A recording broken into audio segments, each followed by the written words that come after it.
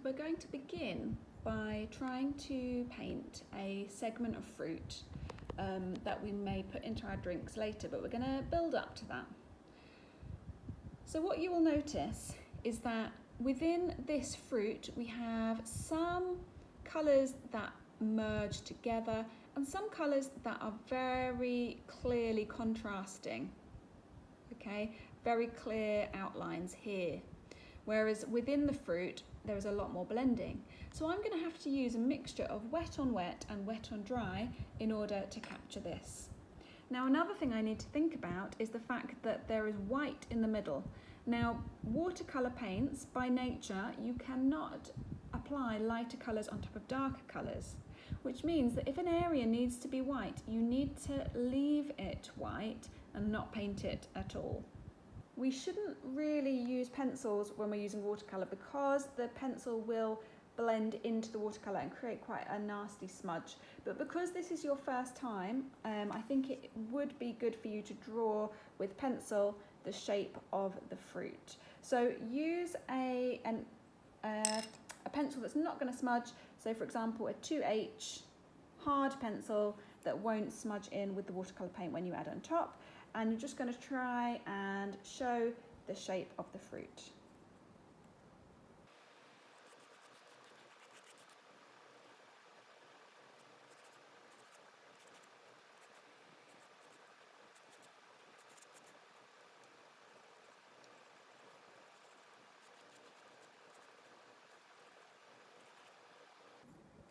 Okay, so you can see I've done it very, very lightly. As lightly as possible, just so I've got an idea of where everything needs to be, but not so that this pencil line is going to show through. Okay, and I'm going to begin by trying to paint the main colours that are inside here. So it'll be a kind of greeny yellow, and I think a wet on wet technique is going to be appropriate because the yellow and the green definitely kind of blend in together a little bit.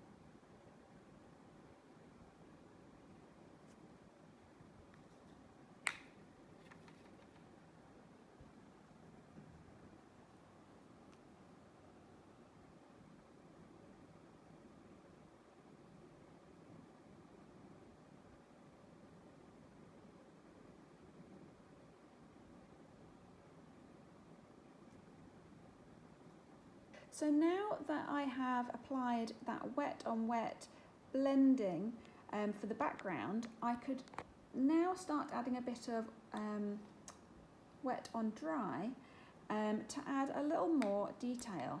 Now I need to make sure this is completely dry or else it will not work. Okay, so I've got a really small brush here to start adding that detail in. I'm going to look really closely at what I need to add.